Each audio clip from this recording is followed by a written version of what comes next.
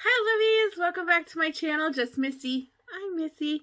So today we're going to be doing a Q&A. I'm hoping not to do a real long one, but you know me with talking, and this is going to be a talking video. So I had some people just be like, and which I've noticed too, like some of the other YouTubers that I watch, they've been doing a lot of Q&As too. I personally believe it's because, you know, when your channel is basically, woo, I just got out of the shower, so my hair is still wet, so it's doing all that funky stuff. But I personally know that when you're doing, like when your channel is all about like cleaning and motivating and doing like household things, sometimes you just get burnt out. I mean, you just don't clean every single day. But this is today's video, which I wanted to get out yesterday, but it took a while to get questions. So that's why it's going to come out today, Thursday, but I'm already working on Friday's video, which is a cleaning video. So if you love cleaning videos and all that stuff, then you are in the right place. Hit the subscribe button if you're new. If you just popped in, hello, I'm so glad that you're here, but you just popped in to see what all the tea is about. I mostly do cleaning motivation, hauls, and decorating, and DIYs and stuff like that on this channel. But every once in a while, we slip in something fun. So, we're not going to make the intro long. Surprise, surprise, because we got lots of questions. So, I got some really good questions, so I hope that I can do a really good job answering them. And for those who did ask questions, I really, really, really appreciate your interest in my life. So one of the first questions that I got was, how did I meet Jeff? How long are we married? Okay, so we've been married for 23 years this January 3rd. And believe it or not, as corny and as cliche as this sounds, I mean, I don't know, because some people are like, does that really work? It worked for us. We actually met on a blind date. So I was moving back to Pennsylvania. Now, I had lived here prior, so I already had like a group of friends and all that stuff. And we had moved to New Jersey over the summer or something like that because we were some family issues in that. And then we were coming back to Pennsylvania. So when we were coming back to Pennsylvania, of course, I called my girlfriends up from prior and was like, guess what, gals? I'm coming back home. And my really best friend at the time, her name is Lori. She had started dating, at the time her boyfriend's name was Scott, and Scott's best friend was Jeff. And she was like, well, I have a boyfriend and I hang out with him a lot, but how would you feel about maybe going on a blind date with Scott's best friend? And at first I was like the whole, you know, cliche thing, like, oh, blind date, that never goes off well. But I really want to hang out with you, and I don't want to be stuck here at the house, and I really want to reconnect and, you know, like kind of reestablish this relationship and things like that. So I was like, oh, okay, if it's a way to hang out with you. And I think I was 16-ish, so I didn't have my own car or anything like that. And she kept telling me, listen, he has a car and he drives. He's a little older. Jeff's 4 years older than I am. He has a car. He drives. Like, we can go places. It's not like we have to hang out at my house. And I was like, well, that's pretty cool. So maybe this won't be too bad.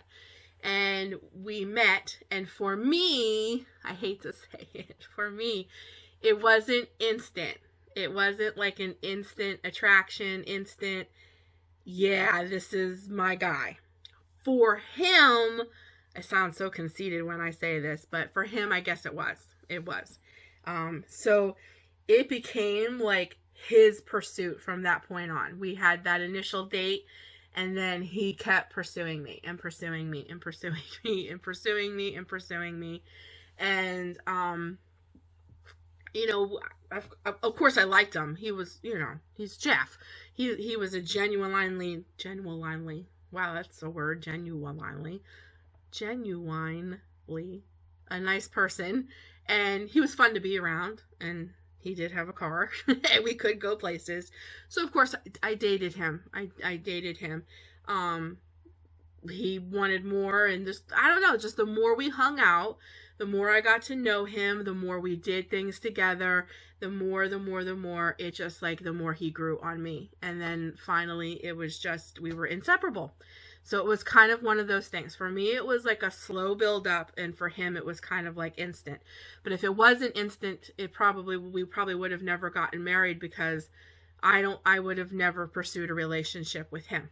So That is how Jeff and I met. We actually met on a blind date, and it worked, and we're married, and we've been together 25 years and been married 20 or 24 years, something like that. We've been married 24, we've been married 23, been together 24, 25 years. And we've never separated, anything like that. So blind date definitely worked, and we've been together all that time. So that's how me and Jeff worked. And then me and Jeff worked. That's how me and Jeff met. And then I also got a question. What is my favorite TV, movie, and music at the time?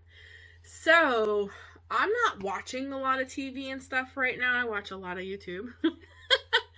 But when it was on TV, if you are an OG, I don't think it is any surprise to you when I say that my favorite TV show prior to COVID and when we still could get TV shows coming out regularly was definitely Outlander.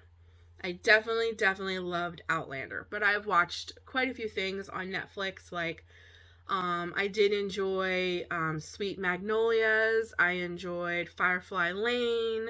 I enjoyed Bridgerton. I never say that correctly. Bridgerton. You know, so I did enjoy those. But I think if I had to pick one that I really loved, it definitely was Outlander, and I am very excited to see if they, like, are they going to bring back another season, because we are definitely in Droughtlander, because if they do bring out the next season, it'll be almost 2 years since, like, we've seen anything with them. So my favorite TV show. All right, so I got to be honest with you. Oh, I'm drinking my shake and I can see some of it on my chin. I really don't have a favorite TV show because I'm not watching a lot of TV, to be honest with you. But, like, when I do watch TV, I do watch, like, simple things like Cupcake Wars, the spring, like, right now it's spring, so, like, when they did the spring bake-off, like, baking competition, I enjoy those shows. They're not, like, my favorite. Some of my husband's and I's favorite is we love, like, 911, Lone Star 911, Chicago Fire, that kind of stuff. You know, my husband watches an array of things. I kind of watch it with him. I really don't have a favorite, like, TV show that I look forward to. I used to love The Walking Dead, but that kind of got weird. So I guess that's where I am with that. And then what is my favorite type of music? Definitely contemporary Christian. I listen to contemporary Christian music all day. You might even notice in my cleaning videos, a lot of times that's what's playing on my TV in the background. But I also enjoy, like what I've always called it, like, bubblegum pop music. It's like the really fun, upbeat kind of music that'll kind of, like, get you going to, like, you know, dance or, you know, clean, or if you're going to exercise or something like that, you put on that fun, like, upbeat music that doesn't have, like, a message or agenda, or, you know what I mean? It's just kind of, like, quirky music. I think a song that I can kind of, like, throw out there that would kind of represent that, it's a little bit older, but I loved it and played it over and over and over again when I would clean my house, but is Just Shut Up and Dance, or Shut Up and Dance. Like, it was just this quirky song and had a great beat. You know, I do listen to that kind of music, and I love the 80s. I don't listen to it as often as I used to, but I do love the 80s. Like, I do have my favorite songs from the 80s, and if they play, it definitely brings back, like, all that nostalgia and stuff like that. So definitely an 80s girl. I definitely will throw on some 80s, you know, Girls Just Want to Have Fun, or, you know, They Party Like 1999 by Prince and stuff like that. I will play some of that, but my music of choice is definitely contemporary Christian. I love Kim Walker. I love Elevation Worship. I love my worship music. I really do. It's powerful. It's exciting. It gets me going. It gets my heart motivated, and I really do. I love it. Okay, so let's see. Now I got some deep questions in here too. I got some, like, that made me have to stop and think. So one of them is, if I had all expenses paid, everything taken care of, where would I go? You could go anywhere and do anything. What would you do? Like, wow. Wow. So if I had all expenses paid, it wouldn't be one singular, I can't talk, singular place. I think if I had all expenses paid and I can go anywhere and do anything, then that's exactly what I would do. So I think for me, if all expenses were paid, I would get the best of the best of the best. Like RV, like an RV, the kind like you drive, like an RV. And I would go literally everywhere. Like I would, like, this week we're going to spend this week in Texas and we're going to see this. And next week we're going to be in Missouri and we're going to see this, and this. And then being on YouTube, knowing all of you guys, I would get anybody who would be interested in having like a little meetup. So let's say next week I'm going to be in Missouri. I got any lovies in Missouri? You want to meet up at such and such place? And then I would explore and do meetups. Like if I had all expenses paid and I can go anywhere and do anything, then I would literally go anywhere and do everything that I could. The only things that I would not do is I don't like amusement parks. I just don't. I don't like amusement parks. And I would never like jump out of a plane or bungee jump or any of that. I have absolutely, positively no desire to do anything crazy, but I love exploring and seeing new things and trying new things in reason. You know what I mean? I still like my comfort, and I still don't like, I have no desire to like climb Mount Everest or climb mountains in general. You know what I mean? But will I take a hike somewhere, you know, somewhere that's beautiful and see sights and maybe climb to a top of like maybe a small mountain to see over, you know, an area or something like that? Yeah, absolutely. But I have no desire to do anything crazy. But that's what I would do. I would buy all expenses paid. I mean, I'm talking like maybe a $60,000 RV, has everything, all, you know, because I'm going to travel in style. So that's what I would do. Okay, and then I had another one. Some of these are really, really deep. Oh, I had a whole bunch of questions about being an author. Great question. There's a lot of detail to this. So she had quite a few questions in there about being an author. Was I always a writer? Yes. Even from a very, very young age, I always knew I wanted to write. Just didn't know what I wanted to write, but I would just write. And it started out with just writing like feelings and poems and being creative. And then whenever there was like creative writing contests at school or papers or anything like that, I would always enter them. Did I win all of them? No. Did I win some of them? Yes. And every time I would win like creative art contests and creative writing, not creative art, creative writing contests and stuff, that even fueled me further. And I was always a storyteller. My family always told me, I'm sorry guys, I have a really dry mouth. My family would always tell me that I was a really good storyteller. So my cousins and stuff, when we would get together, they would always ask me if I would tell them stories. And I loved to just tell stories and make things up. And I always had an extremely vivid imagination. Sometimes my imagination was a little too vivid. Sometimes I was like, sometimes my mind would work so much with imagination, it almost felt like it would bother me. And I think that's why I had to write, because it was like, I would have all these ideas, and I'm very visual. So not only did I have the ideas, but it's like I could almost see the things that I was thinking about in my head, almost playing like a movie reel. And I had to get it down on paper or it like literally bothered me. So when I did begin writing, she asked me if I had like vision boards and things like that. So yes, I call them vision boards. So what I did is I got a really large cork board, and I went on Pinterest or Google Images or whatever I could do, and I would try to find pictures and images of what I would see in my head of my characters. So like one of my characters' name is Margot, and they're the main protagonist in my book. So Margot and Bastion. So I put a lot of detail in finding pictures of what I saw Margot and Bastian to look like.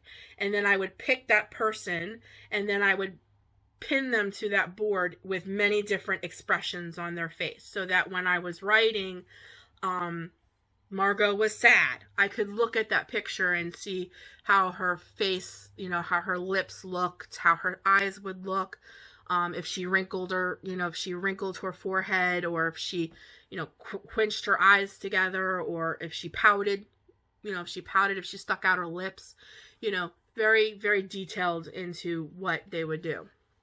So yes, and I did the same exact thing with, for me personally, not every writer writes this way, but places for me are almost a character.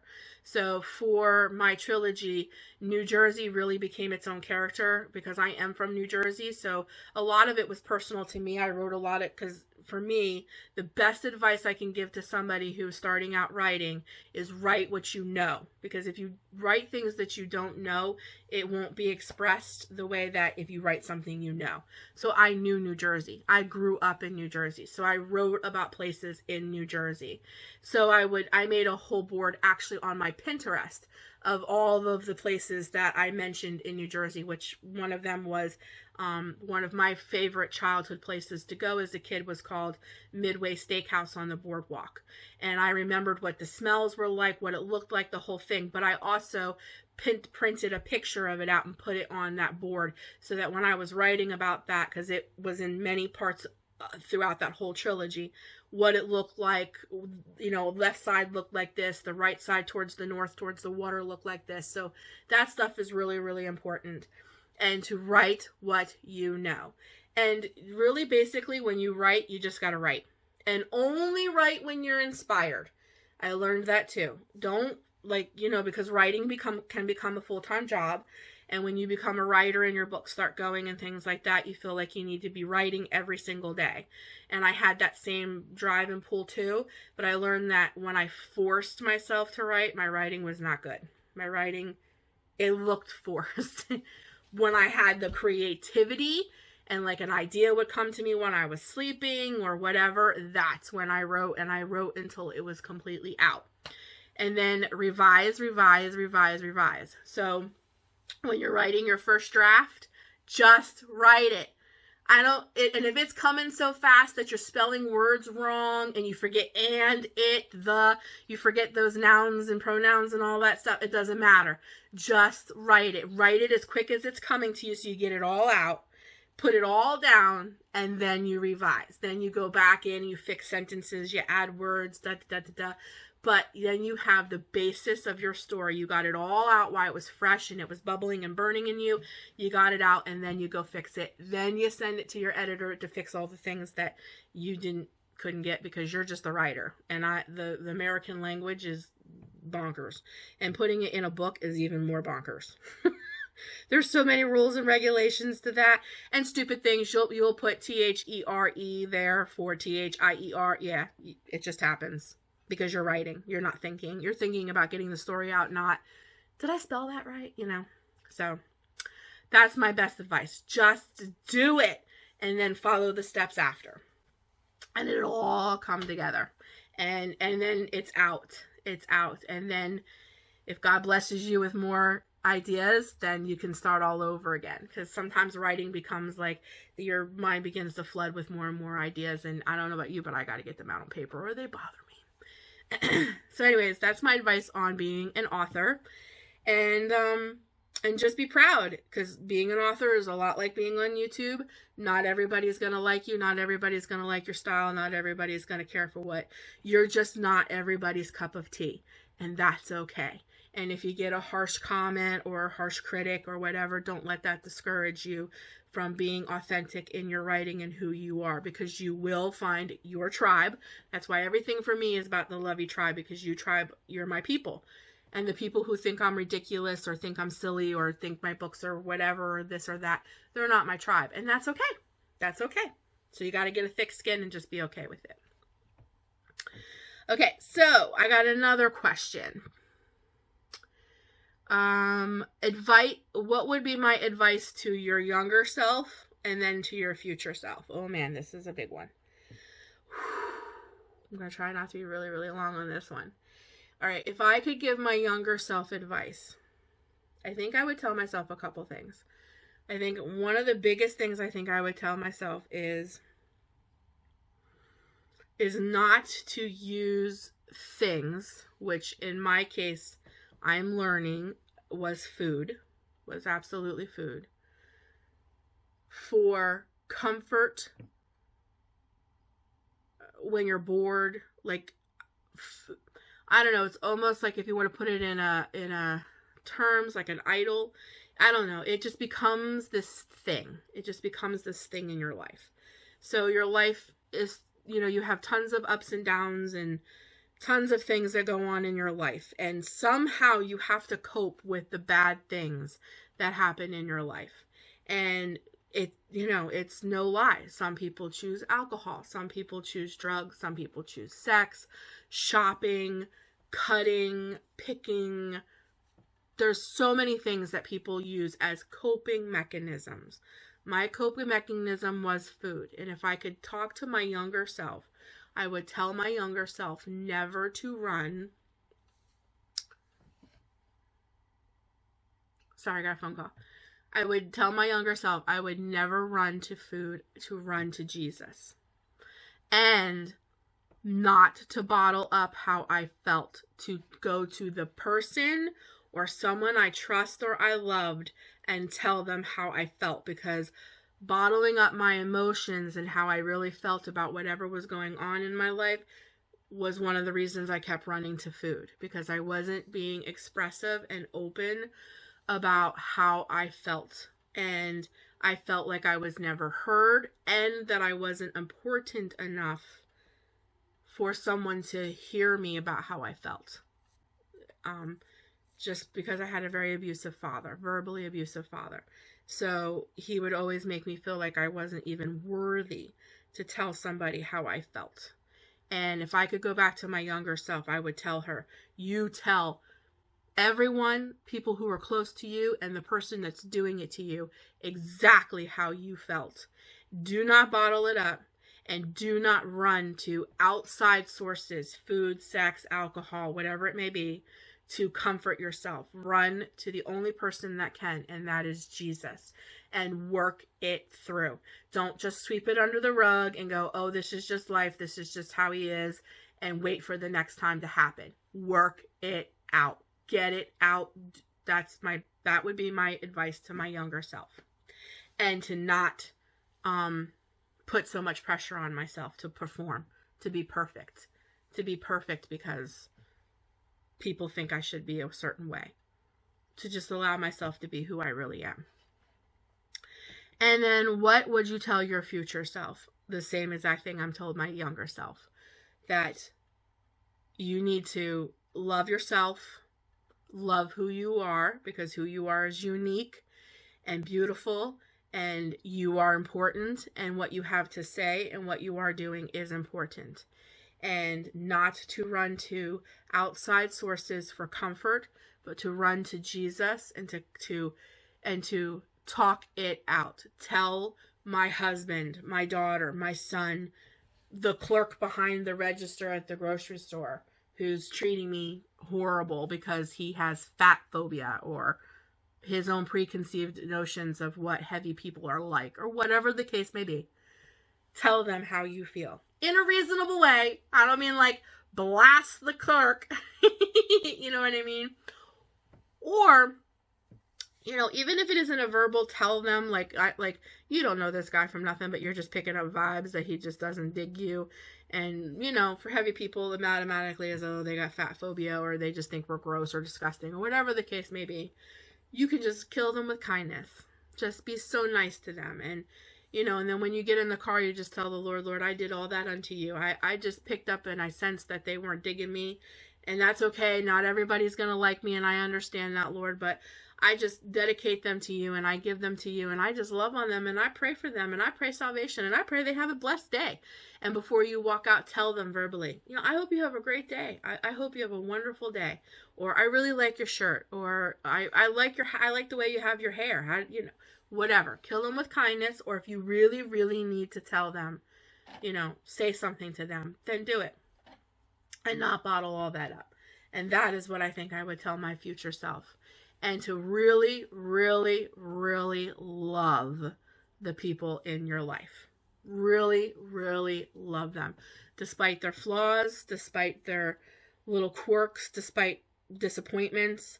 Because let's face it, we're people and we make mistakes. And for whatever reason, especially when you're trying to hold yourself to a place of perfectionism, without realizing it, you're holding the people around you that you love to a place of perfectionism as well.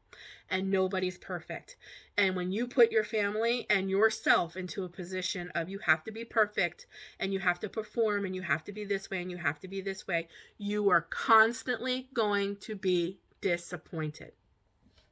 And it's devastating. And it does something to your mental health. And I would tell my future self to just stop. You're okay the way you are, and so is your family.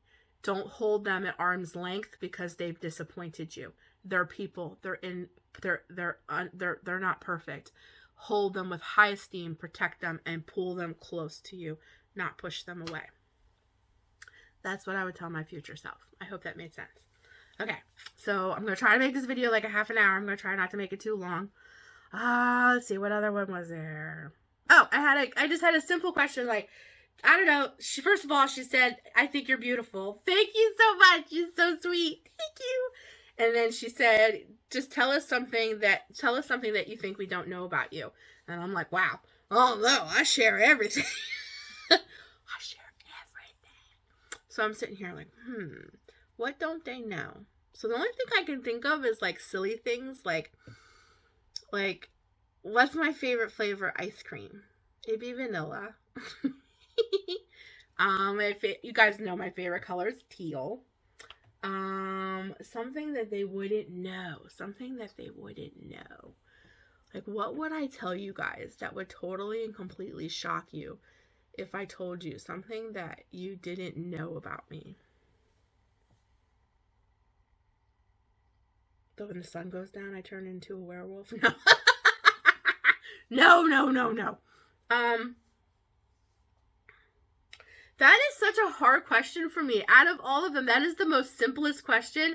But out of all of them, it's like the hardest for me because I feel like I share everything with you guys. So it's like I don't know if you don't know what I would do. You know what I mean? Like, what don't you know about me? Like, what don't you know about me? Oh my gosh, give me a minute. Okay, I think I have one. And I think it will shock some people, and I think it'll be like, really? But it's for real. It's part of my history, too, of why I'm dealing with some of the things that I'm dealing with. But I was a model. I modeled in New York for quite some time.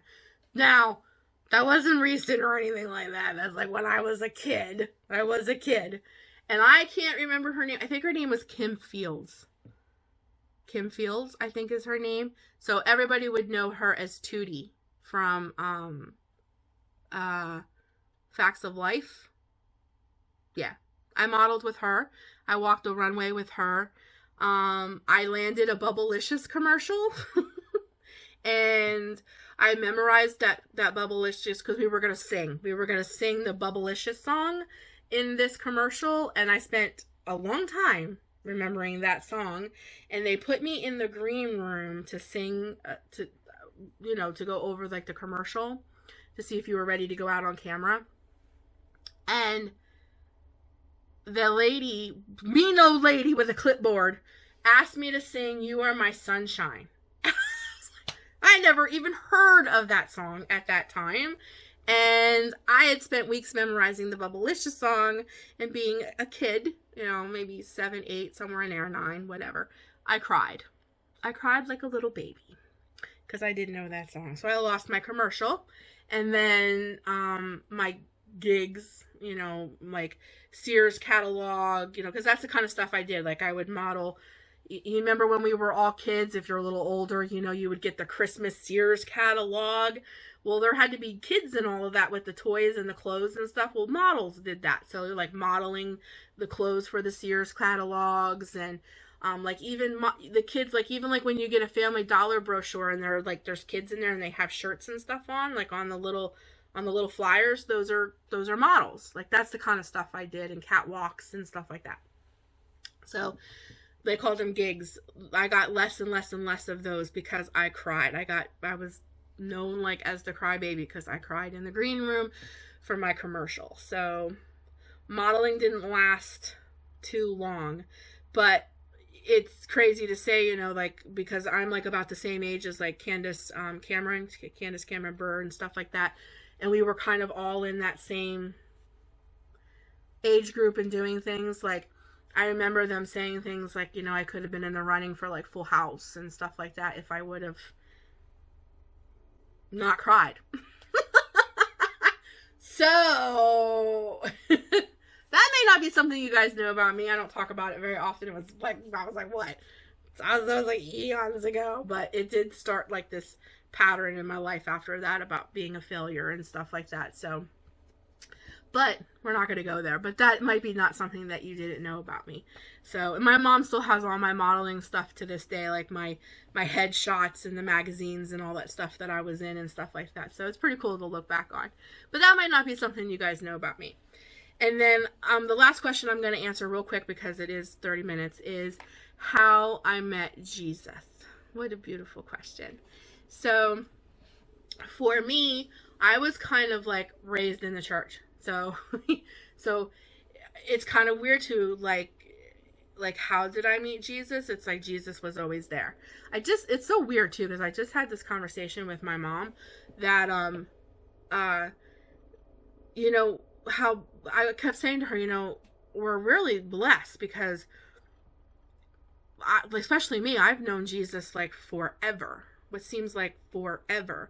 You know what I mean? And there's some people who've never even known about him or know him. And, you know, especially today, like, I don't know how people get through the day without Jesus. I can't. So I don't understand how other people do. I think that's why so many people drink and do drugs, right? So I always knew him as a kid. I was in Christian school. I was in Victory Christian Academy. You know, we wore the uniforms and the socks and the little tie, the whole thing. I was in, you know, private school. Tended church always, so God was always there. So that was that. But did I know Jesus? I don't think so. I knew about Jesus. I was raised in it. I knew the Bible. I know what I was supposed to do, what I'm not supposed to do, following rules, however you want to put it. And then I became my own person, rebelled big time. Got pregnant at 17, the whole thing. And then at 22 years old, I had an encounter with Jesus. It wasn't, I knew about Jesus. It was, Jesus is my mom's God. Jesus is just part of this Christianity thing. Jesus is just this thing we do on a Sunday. Jesus is just this thing we do on holidays. No, at 22, I had an encounter with Jesus Christ in my living room that brought me to my knees, and I will never forget it. And since that time, since that day in my very first home, 22 years old, I have been in a pursuant, seeking after Jesus relationship, getting to know him being a real part of my life in my every day. I don't know how to explain it other than that, where Jesus was not a religion anymore. Jesus was a relationship. And I'd say this often to everybody. I do not have a religion. Sometimes I don't even like the word Christian, because Christian puts a label on you, and I am not labeled. I am not labeled in any kind of religion or rituals or anything of that nature. I have a relationship with a living God that is tangible, that is real, that is, you can feel his presence. You know he's there. I've seen him do miracles, guys. Like, you know, I don't want to make this video really long, so I'll just put a little clip in there. I had a neighbor upstairs from me that had a horrific car accident, and she was crippled by this car. I mean, like, all crunched up from a car accident. Her shoulder was up in her ear. Her head was on her shoulder. She couldn't unbend her arm like this, and her fist was all tight like this. And she had been like this for 6 months while we lived with her, because this car accident should have killed her. and it didn't, but it left her body just riddled, all contorted. It was awful, and she was in so much pain. And I just felt the Lord say, we're going to heal her. We're going to heal her. And at the church that I was attending at the time, Grace and Peace, we had healing rooms, which was with people who had a healing anointing. We're not going to get into this whole thing, but I took her there because I heard the Lord tell me that we're going to get her healed. And the team came in, we prayed for her. And guys, no lie, many people witnessed, excuse me, my stomach's a little upset. Many people witnessed this. She totally and completely she went from like this to just like this, came completely down. Do you know that she stood up so straight that her pants fell off of her? Her pants, because she was so contorted and twisted that when she stood up straight, her jeans literally fell to her ankles. But she was so excited and in awe and amazed that God had healed her, that she stepped out of her jeans and started running up and down the hall in where we were. There was a hall, like we were in a room and there was a hall outside this room. She just started running in this hall, just screaming, I'm healed, I have no pain. And she didn't have pants on. She didn't care. Like, that's just one out of hundreds of testimonies I can tell you of God's power that I have seen God do. So, you can't convince me that God isn't real. The enemy tries to all the time, especially when you're going through anxiety kind of stuff. The enemy wants to lie to you and tell you that God's not real and that this and that and that and that. But one thing I have to tell all of you guys is that that Satan is a liar. He is the father of lies. And the things that God said he will do, he will do. And he is still the same God of the Bible. And Jesus walked this earth, healing people, casting out devils, opening blind eyes, opening deaf ears, rebuking cancer. And he nailed all of that stuff to the cross with him and paid for it in full by his blood. And I am a firm believer in total and complete healing. And you don't have to die and go to heaven to be healed. You can be healed on this earth. And I've seen it many times with my own eyes. Just recently, my own grandfather, who had cancer, and they said that it was bad. And they told him they didn't think he was going to make it through his surgery. And he was calling us all the night before and saying all of his goodbyes and blah, blah, blah. And we went to bat. We prayed for that man. And today, he is cancer-free. He is in complete remission. He has his life back, and he's living a full life. And that's just another one of hundreds. So for me, God is real. But he didn't become real to me until I was 22. So there's a difference, in my personal opinion, about knowing, like I know about God, and knowing God. And that's my story with Jesus that is still unfolding today. And he is my everything. And I am not afraid to declare the name of Jesus. He is good. He is good.